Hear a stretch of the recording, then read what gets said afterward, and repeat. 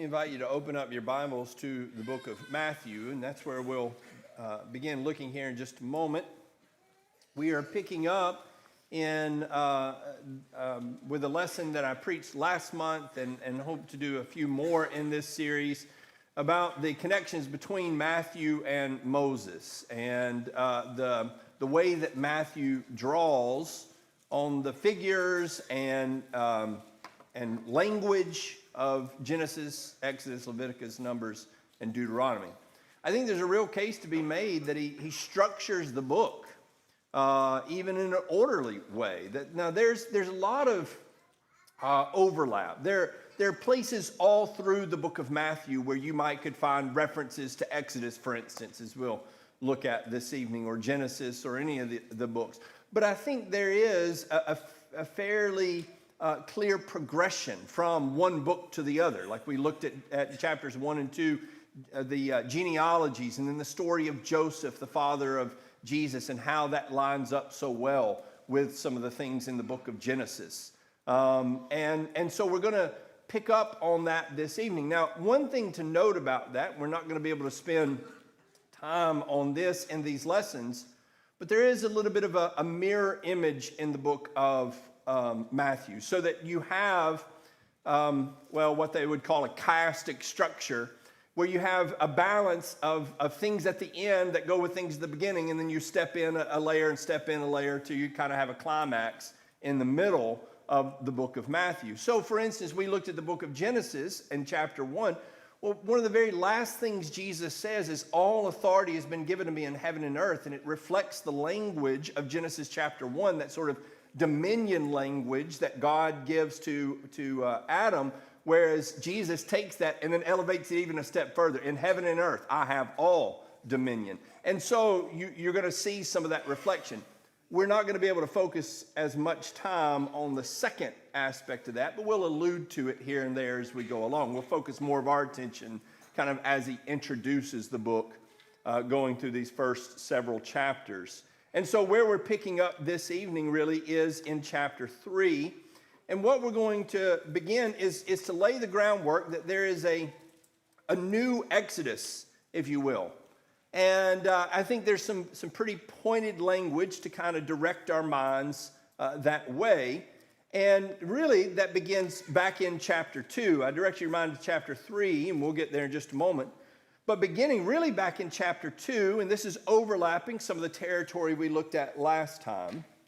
In chapter 2 and in verse 15, he says, he remained there until the death of Herod, that is in Egypt, in order that what had been spoken by the Lord through the prophet would be fulfilled, saying, out of Egypt I called my son. Now, we showed last time that here there were some real connections to the book of Genesis in this quotation from Jeremiah, a voice was heard in Ramah, but particularly as that ties to Bethlehem, that would tie to the Genesis story rather than what we would maybe automatically associate the slaughter of the children with, which is Pharaoh in the book of Exodus. I think both can be true at the same time, right? I don't think it's just a Genesis reference or just an Exodus reference. I think both can be called to mind, so I think we have some overlap here. But when we're looking here at verse 15, of course, that's a quote from Hosea chapter 11 and verse 1, out of Egypt I called my son. And as we go back to the book of Exodus, and we begin that Exodus story there, in chapter 4, as God is speaking to Moses about bringing the children of Israel out of Egypt, it says, then you shall say to Pharaoh, thus says Yahweh, Israel is my son, my firstborn. So I said to you, let my son go that he may serve me, but you have refused to let him go. Behold, I will kill your son, your firstborn. And so, it's almost just gets real pointed. If you're reading back through Exodus chapter 4, and you didn't have any context, you just opened Exodus chapter 4 and verse 22, you would say, now wait, did you say he was talking about Egypt or Jesus? Because he uses just that very pointed, Israel's my son, my firstborn. And of course, that's language that we almost exclusively associate with Jesus. And so when it says, out of Egypt I called my son, you might think, well, that sounds singular. That can't refer to Israel. But of course, that is the very language that God uses to refer to Israel as we're beginning that story of bringing them out of Egypt. And so Jesus is a new Israel. And I think that we're going to continue to see that he steps into the role of Israel. It's not the only role he steps into, but it's one of the roles that Jesus steps into is to represent the whole nation of Israel. We talked about that with the genealogy. He is the fulfillment of Israel's history. Well, in chapter 2 and verse 20, it says, "Get up, take the child and his mother, and go into the land of Israel, for those who sought the child's life are dead." One of the other things that we see in this instance is not only does he step into the role of the new Israel, but he steps into the role of a new Moses. So verse 20 again, "Take the child and his mother, go into the land of Israel, for those who sought the child's life are dead." If you go back to Exodus chapter 4, and in verse 19, notice there it says, "Yahweh said to Moses in Midian, 'Go, return to Egypt, for all the men who were seeking your life are dead.'" Now in the Greek, that's almost a verbatim phrasing. That here Moses is being told to go back because those who seek your life. And incidentally, there's a little bit of change here. Moses actually going back to Egypt. Jesus is coming out of Egypt. And you see a lot of that sort of crossover that happens, kind of contrast. So he steps into the role of Israel. He steps into the role of Moses. And we're going to see both of those play out as we continue through the story. Well, that brings us into chapter 3 then. And the story in chapter 3, the primary story, is the story of the baptism. And there's some points we could make about John the Baptist. They take a little bit longer to develop. I just would say this. The voice crying in the wilderness is similar to the language of the voice that cries out to Moses in the wilderness, in the burning bush. But as you get on down to the baptism, of course, Paul makes the explicit connection between baptism and Exodus for us over in 1 Corinthians chapter 10. You recall there, 1 Corinthians 10 and verses 1 and 2. "I do not want you to be unaware, brothers, that our fathers were all under the cloud and all passed through the sea, and all were baptized into Moses in the cloud and in the sea."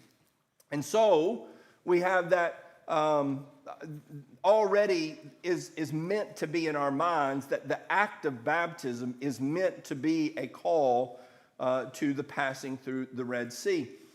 In the book of Mark, there's an additional connection that's helpful between baptism and the end of the story. And Andrew alluded to it this morning when he talked about the curtain being torn in two. In the book of Mark, at the beginning of the story, as he tells us the story of the baptism, he says that the heavens were opened up. And that when it tells us the heavens were opened up, it's the same word as the curtains being torn at the end of the story. And that same word is used, in fact, in all of the synoptic gospels at the end of the story. Mark's the only one that uses it at the beginning with the baptism.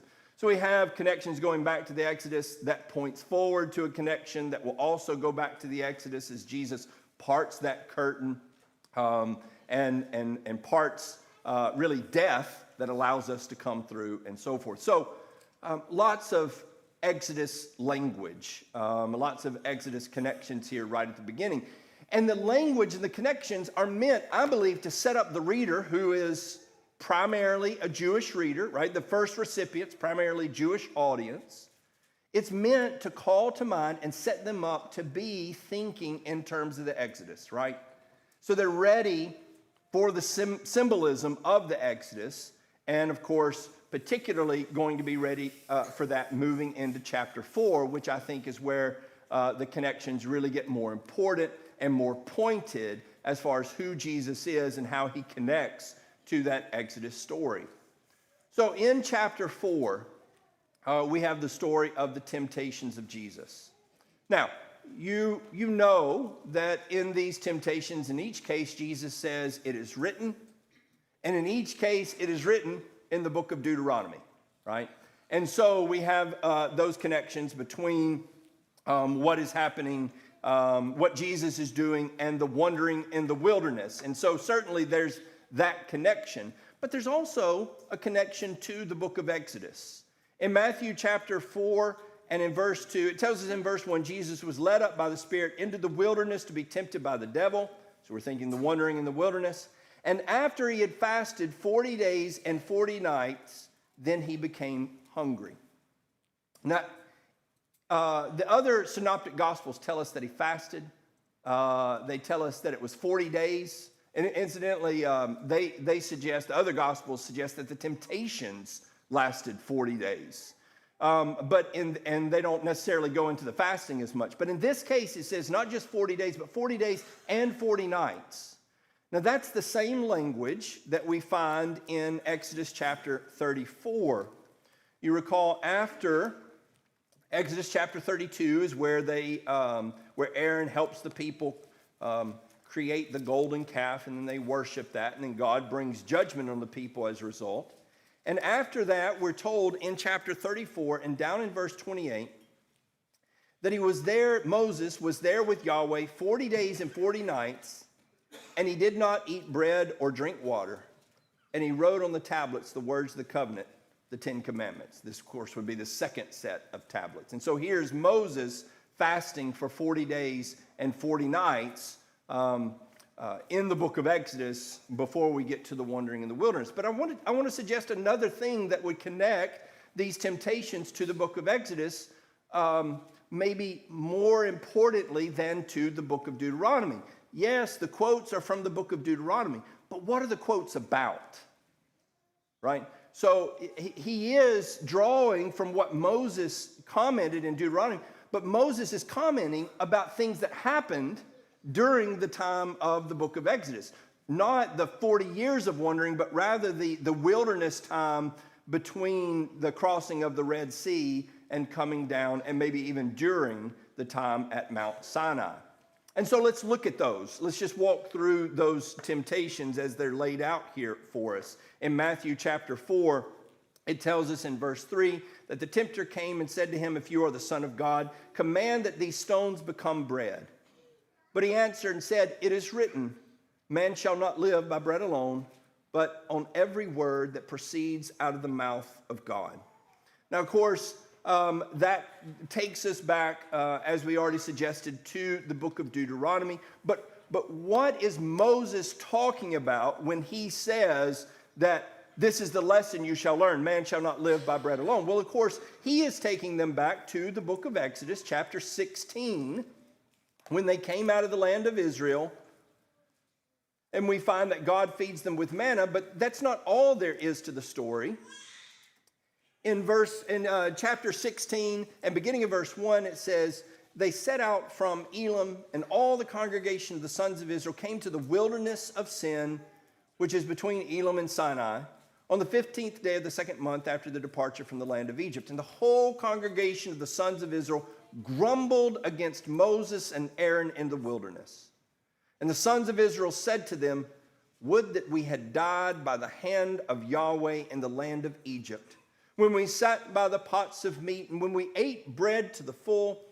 For you have brought us out into this wilderness to put this whole assembly to death with hunger." And then Yahweh said to Moses, "Behold, I will rain bread from heaven for you, and the people shall go out and gather a day's portion every day, that I may test them, whether they will walk in my law. Now it will be on the 6th day that they shall prepare what they bring in, and it will be twice as much as they gather daily." So Moses and Aaron said to all the sons of Israel at evening, "You will know that Yahweh has brought you out of the land of Egypt. And in the morning you will see the glory of God, for he hears your grumblings against Yahweh. And what are we that you grumble against us?" So that's the test, right? Jesus is being tested in the same way that they were tested, which is he has been going without bread. And the question is, what will his mindset about that be? And what will his mindset toward God about that be? And of course, his mindset is what Moses said their mindset should have been, which is total trust. I will put my absolute and total confidence in God. And I will sustain myself with what God says and what instructions God gives me. and I will not presume that he is going to leave me uncared for, right? And so he succeeds. When you get to the book of Deuteronomy, what Moses is saying, here's where you messed up. Here's what you should have thought. Here's how you should have reacted to these situations. I'm going to give you the words. I'm going to give you the lessons, learning by looking back at the failures of this previous generation. Jesus doesn't have to look back at failures and learn later on how he messed up previously. That's what Israel's doing. Jesus gets it right the first time. And he gets it right every time. And so he comes up to that same temptation, and he already knows the answer. He didn't have to wait a whole nother generation. He already knows the answer to give to the scenario from Exodus 16. Well, the same thing, of course, is true in the next case as we look back over at Matthew chapter 4 and the next temptation, of course, where Satan challenges Jesus to throw himself from the temple wall.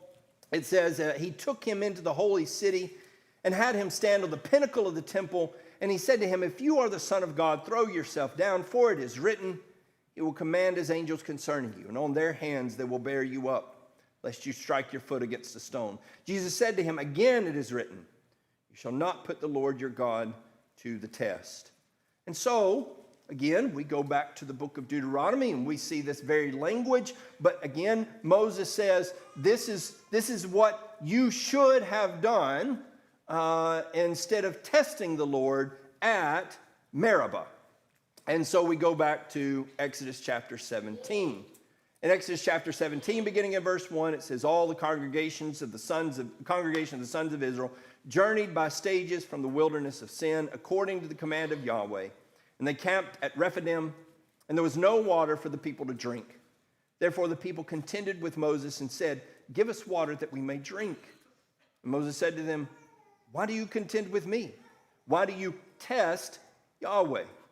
But the people thirsted there for water, and they grumbled against Moses and said, why now have you brought us up from Egypt to put us and our children and our livestock to death with thirst? So Moses cried out to Yahweh, saying, what shall I do to this people? A little more, and they will stone me. Then Yahweh said to Moses, pass before the people and take with you some of the elders of Israel, and go and take your hand and your staff with you, which struck the Nile, and go. Behold, I will stand before you there on the rock at Horeb, and you shall strike the rock, and water will come out of it, that the people may drink. Moses did so in the sight of the elders of Israel, and he named the place Massah and Meribah, because of the contending of the sons of Israel, and because they tested Yahweh, saying, is Yahweh among us or not? And so here is a similar situation. The devil comes to Jesus and he says, if you really want to know if God is there, just throw yourself off the temple, and that'll certainly answer the question. And Jesus says, I'll have none of it. And again, he doesn't test, he doesn't fail, and then later come back and have the instruction that tells him what he should have done and how he should have responded. No, he just gets it right the first time. And then finally, you shall worship the Lord your God and serve him only. And so as we look there at Deuteronomy chapter 9, this last quotation here, he doesn't give a specific reference. But of course, in Exodus chapter 20 and in verse 3, Exodus chapter 20 and in verse 3, it says, you shall have no other gods before me. And then in chapter 32, which we just referenced the story of just a moment ago, they did just that. They raised up another god before him. And they did it seemingly because they lost confidence. He's been up there too long. We don't know what's become of him. Set another god before us. And similarly, Satan offers Jesus a shortcut. And again, Jesus says, I know this one too. And here's the answer. Right there at the very beginning of the commandments. No other gods before me. You shall worship him only. And so it's not Jesus drawing necessarily on the sort of answers to the quiz. I think it's evidence that Jesus was able to see those answers the first time. And that he succeeds in the wilderness. He succeeds in the Exodus story where Israel failed in the Exodus story. And so it points their mind back to Israel's failures and contrasts with Jesus' success there. So he's a perfect Israel, which I think is one of the shadows that he comes to perfect. He comes to perfect Moses. He comes to perfect David. Whatever role he steps into, he's the perfect version of that, where the previous version was at the very least imperfect, and maybe in the case of Israel, far less than perfect. Well, that brings us then into chapter 5. And chapters 5 through 7, of course, we refer to as the Sermon on the Mount. And we do so because right here at the very beginning in chapter 5 and verse 1, it says, when Jesus saw the crowds, he went up on the mountain. And after he sat down, his disciples came to him. In Exodus chapter 19 and verse 20, the same phrasing when it says he went up, it's the same phrasing at the end of verse 20. Yahweh came down on Mount Sinai to the top of the mountain, and Yahweh called Moses to the top of the mountain, and Moses went up. This phrase went up doesn't occur, it only occurs a handful of times, and about half of them refers to Moses specifically going up on the mountain. More than half of them refer to Mount Sinai in general, and then most of those refer to Moses actually going up. So this he went up is a frequent association with Moses. And so a lot of commentators note that he structures it in the way he went up on the mountain. Now, we don't know what mountain this is specifically. A lot of tradition gets thrown in there, but I don't think that matters. When Israel thought of the mountain, Mount Sinai or Mount Zion are the only two mountains available. And so in this story, going up on a mountain to do what? Well, of course, to deliver the law. And how does the law start? I think there are several comparisons, ways that this lines up. But I want to suggest to you at the beginning, though, there are some contrasts where Jesus is the perfect version. So Jesus goes up on the mountain, and what does he do? Well, for one thing, it says there in verse 1 that his disciples came to him. Well, that's a distinction, right? Moses didn't say, everybody just come on up here. It was, nope, stop right there. Don't take another step forward or you'll die. In this case, they come near on the mountain to receive the law. In the second case, Jesus doesn't stand there waiting to receive it and then just hand it on. He's not just a conduit. He speaks of his own authority. And that sets him far apart from Moses. He is both he's not just the one delivering the law to the people. He is the one delivering it at the source, right? And as one commentator said, he basically represents every element there because he stands in Moses' place, but he stands in God's place. And even in a sense, he stands in the place of the tablets because he himself is the word. And the law ultimately is not just the words that he speaks, but the life that he lives. And so in every way, Jesus is a fulfillment of Sinai perfected, that here are these pieces at the original Mount Sinai, and they all converge in the single person of Jesus on the mountain in Matthew chapter 5. Well, continuing on then, looking through the Sermon on the Mount, just note some of the things, some of the similarities there. We start with 10 words. Now, as you look through there, the way people count the Beatitudes varies widely. So sometimes we might just go through verse 10 because verse 11 and 12 just kind of seem like a consequence. And verse 12 just seems like a rejoinder of verse 11.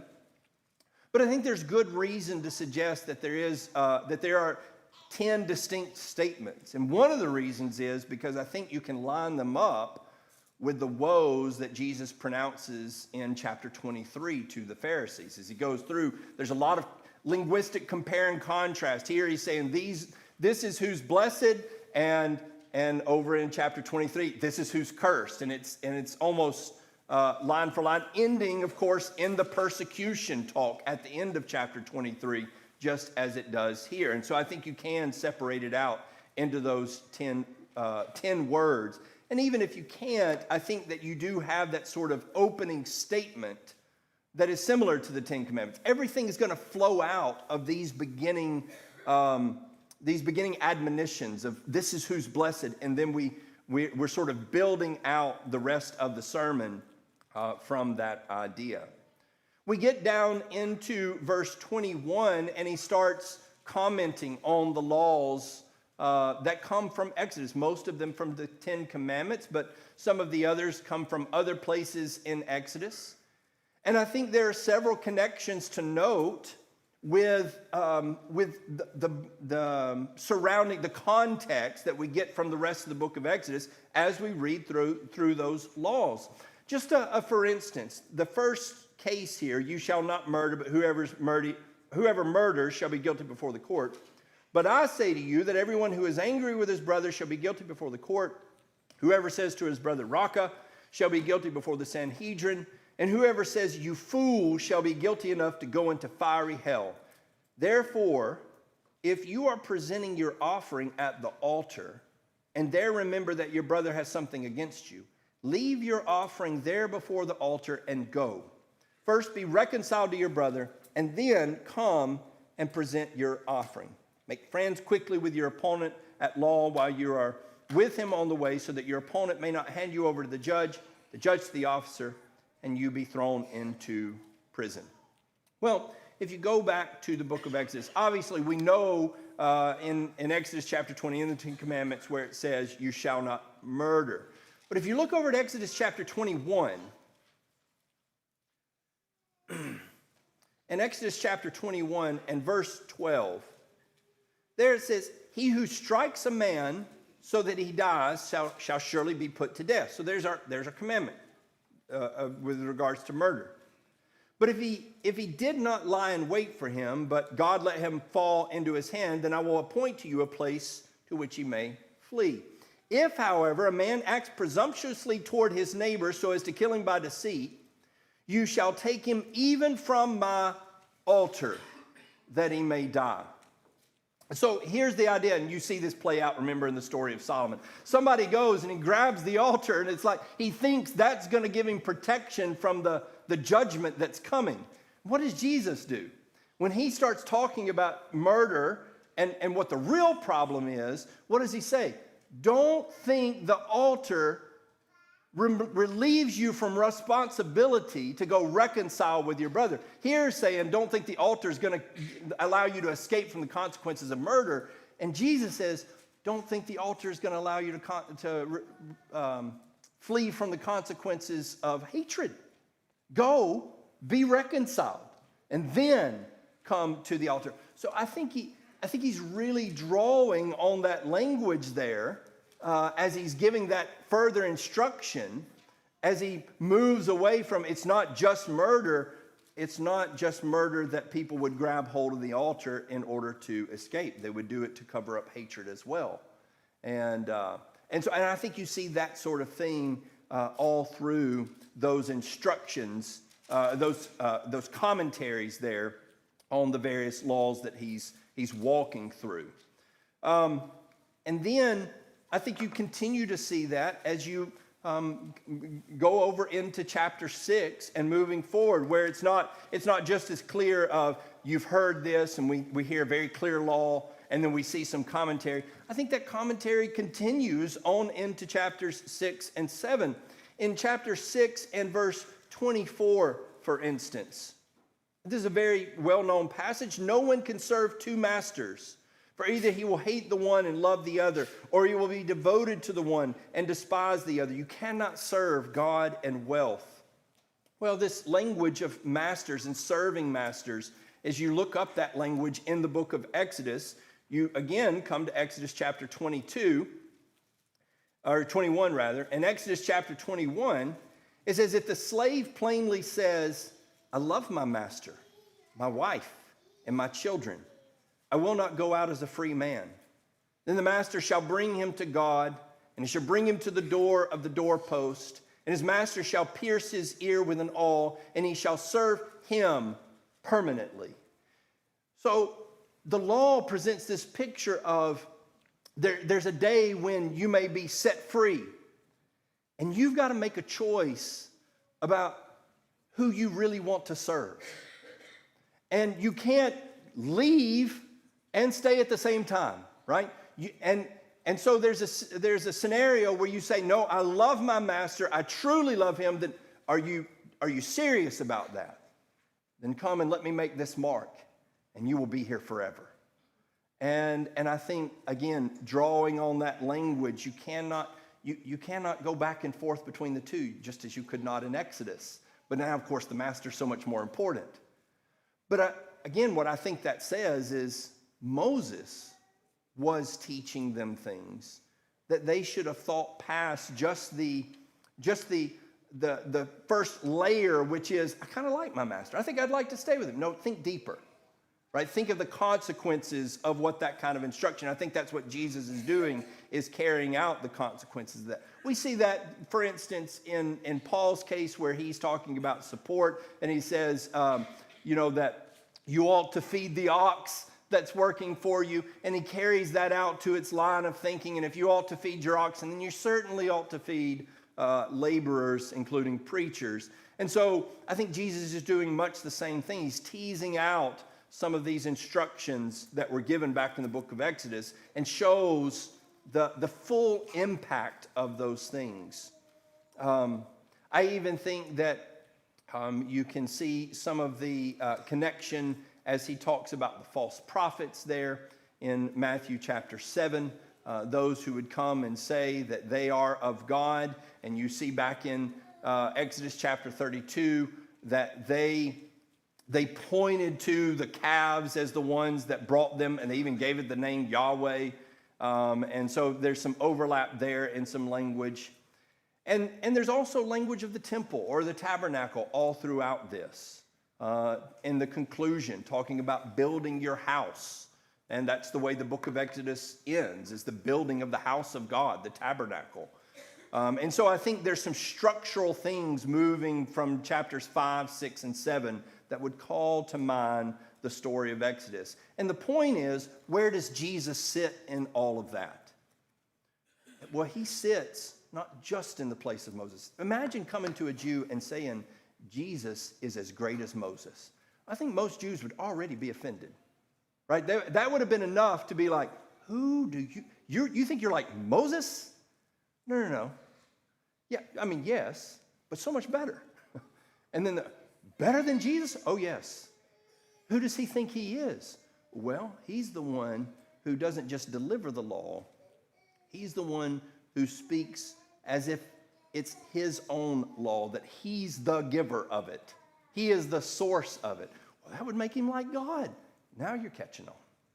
And so it just elevates and elevates and elevates in their minds. And so, and again, all of this is being told like this is postscript, right? This is Matthew looking back and writing. And what is he doing? He's writing to a group of people and he's saying, how can I begin to lay some stones, some groundwork, and plant some seeds at the beginning of my story that are training their minds to start looking in that direction.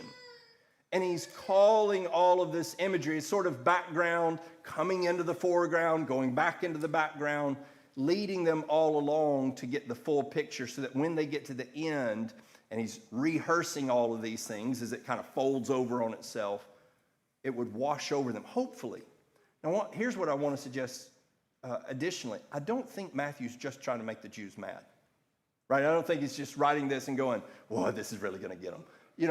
He's writing this. He really wants to convince them. And so what is he using? He's using their language. He's using their stories and saying, here's how Jesus fits into your own stories.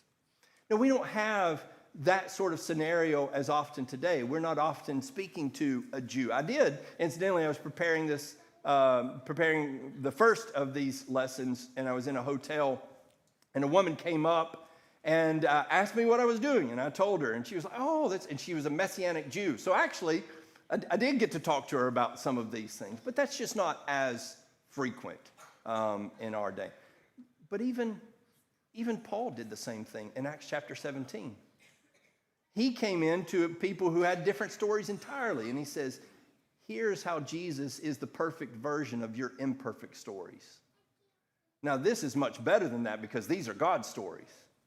But even the stories of Zeus, he's like, you think that Zeus is the one through whom you live and move and have your very being. But let me tell you, that doesn't work out because he's got a temple made with hands and you have to bring him stuff. And so none of that makes sense.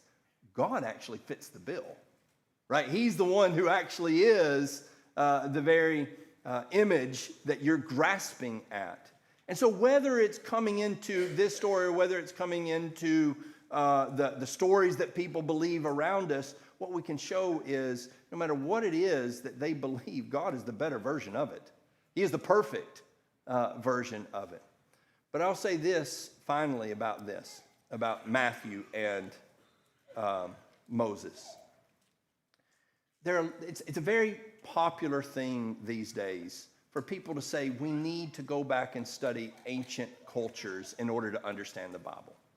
Now, I don't want to just throw cold water on that completely because I think there are helpful things that give us some nuance, maybe a little bit deeper understanding, some vocabulary things that are helpful.